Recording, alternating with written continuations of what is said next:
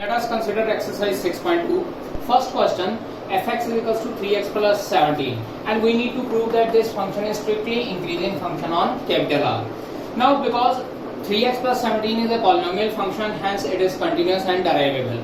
अब हम लोग क्या करते हैं, इसका डेरिवेटिव फाइंड आउट करना शुरू करते हैं. एफ डैश एक्स हमारे पास आ जाता है 3 और क्लियरली 3 देख लीजिए हमेशा 0 से बड़ा रहता है, पॉजिटिव वैल्यू है, therefore function is strictly increasing on capital R. कुछ नहीं करने की जरूरत, सिंपल सी बात है, डेरिवेटिव निकालना है. अगर ग्रेटर देन 0 है तो इट इज इंक्रीजिंग फंक्शन, अगर less than 0 then it is decreasing function. Similarly अब सेकंड क्वेश्चन कंसीडर करते हैं.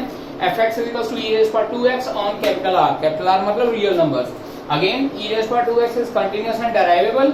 f dash x find out करते हैं. चेन रूल के accordingly 2 into e raised to 2x बन जाएगा and clearly its value is always greater than 0 for all x belonging to real number. और again इसकी value greater than 0 है, derivative इसका 0 से बड़ा है, पॉजिटिव है, hence function is strictly increasing on capital R. अब थर्ड क्वेश्चन कंसीडर करते हैं. थर्ड क्वेश्चन में हम लोगों को ये गिवन है कि fx equals to sin x and we need to prove that कि fx equals to sin x is increasing in 0 to pi by 2 and decreasing in pi by 2 to pi. क्या करना है, इस इंटरवल में इसका derivative positive prove कर देना और इस इंटरवल में डेरिवेटिव नेगेटिव प्रूव कर देना. चेक करते हैं. fx equals to sin x clearly continuous और डेरिवेबल फंक्शन है. डेरिवेटिव निकालते हैं cos x. अब देखिए 0 से लेकर पाई बाय 2 हमारे पास होता है फर्स्ट क्वाड्रेंट और पाई बाय 2 से लेकर पाई होता है हमारे पास सेकंड क्वाड्रेंट. नाउ चेक कीजिए, अगर cos x ग्रेटर देन 0 होता है फर्स्ट क्वाड्रेंट में, लेकिन cos x नेगेटिव होता है सेकंड क्वाड्रेंट में. After add sugar to coffee after school to college +1 class में हम लोगों ने किया है. सो फर्स्ट क्वाड्रेंट में cos पॉजिटिव होता है और सेकंड क्वाड्रेंट में cos नेगेटिव होता है. इसका मतलब क्या हो गया, जो फंक्शन है उसका डेरिवेटिव फर्स्ट क्वाड्रेंट में पॉजिटिव है और सेकंड क्वाड्रेंट में नेगेटिव है, hence the given function is increasing in 0 to pi by 2 and decreasing in pi by 2 to pi. अब सेकंड टाइप के क्वेश्चन इस एक्सरसाइज में इस तरह से आते हैं कि हम लोगों को गिवन है function fx equals to 2x³ - 3x² - 36 + 7 और हम लोगों को ये कहा गया कि find out the interval in which this function is increasing as well as decreasing. मतलब डिक्रीजिंग के लिए भी इंटरवल फाइंड आउट करना है और इंक्रीजिंग के लिए इंटरवल फाइंड आउट करना है.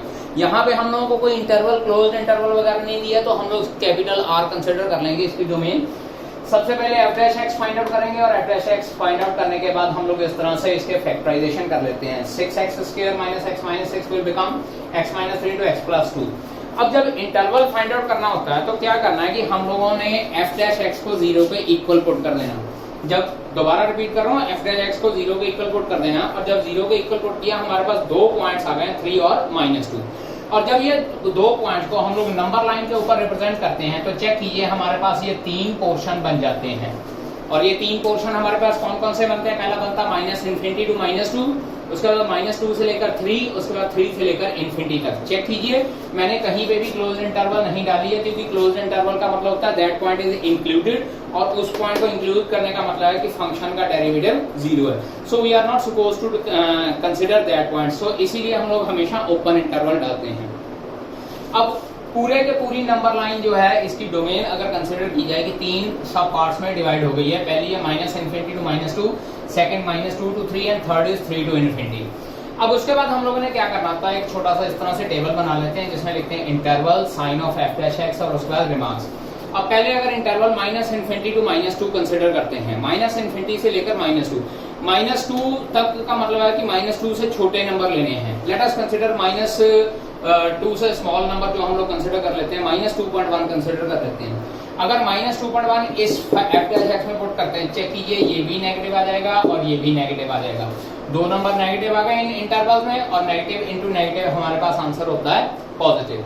उसके बाद -2 से लेकर 3, -2 से लेकर 3 मतलब इन दोनों नंबर्स के बीच का कोई नंबर ले लेना. लेट अस कंसीडर मैं 1 ले लेता हूँ. अब f dash x में अगर मैं x की वैल्यू 1 पुट करता हूँ, चेक कीजिए 1 - 3 is -2, 1 + 3 is प्लस का 3.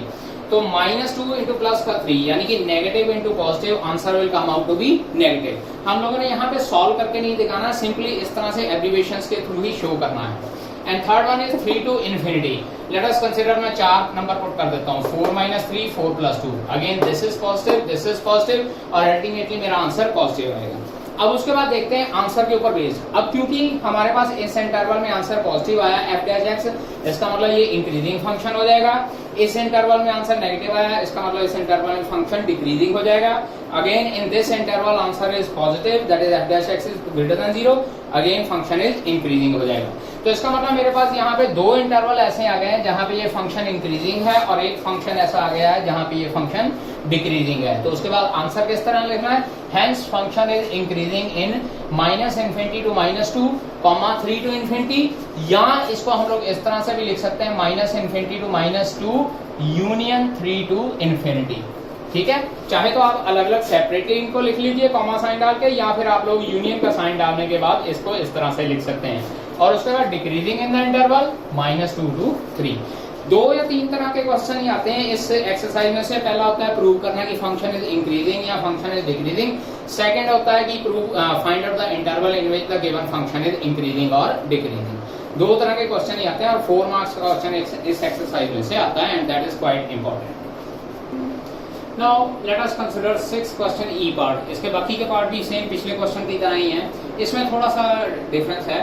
x plus 1 whole cube, x minus 3 whole cube. We need to find out f dash x.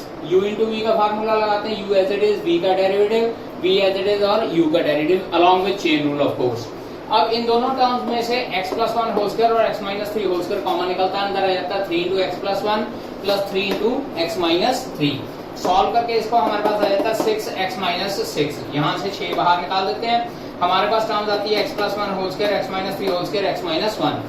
अब अगर यहाँ पे f डैश x को 0 के इक्वल पुट करते हैं तो मेरे पास 3 फैक्टर है, तो इसका मतलब मेरे पास 3 नंबर्स आ रहे हैं, और 3 नंबर आने से मेरे पास 4 इंटरवल्स हो जानी चाहिए। अब होता क्या है कि -1 और 3 इसके ऊपर अफेक्ट नहीं डालेंगे, क्योंकि -1 और 3 जो है ये 2 टर्म्स में से निकले थे, और क्योंकि ये स्क्वायर्ड टर्म्स हैं इसलिए स्क्वायर टर्म तो हमेशा पॉजिटिव ही रहती है। So these term will not decide whether f dash x is greater than 0 और लेस देन 0। तो डिसाइडिंग फैक्टर इस टर्म में कौन सा होगा, हमारे पास सिर्फ x-1 जो ये थर्ड फैक्टर है। So sine of f dash x depends upon x-1। Now if x-1 जो ये थर्ड फैक्टर है ये ग्रेटर देन 0 हुआ, मतलब x ग्रेटर देन 1 हुआ, तो f dash x greater than 0 हो जाएगा, और अगर x-1 लेस देन 0 हुआ, मतलब x लेस देन 1 हुआ, तो f डैश x भी लेस देन 0 हो जाएगा। देयरफॉर जो गिवन फंक्शन है it is increasing in 1 to infinity, क्योंकि 1 से बड़ा है, सो 1 to infinity ये इंक्रीजिंग होगा, and it is decreasing function is -∞ to 1, क्योंकि 1 से ये लेस होएगा। सो ओनली 2 इंटरवल्स आते हैं जिसमें फंक्शन इंक्रीजिंग एंड डिक्रीजिंग होता है। इंक्रीजिंग होता है 1 to infinity एंड डिक्रीजिंग होता है -∞ to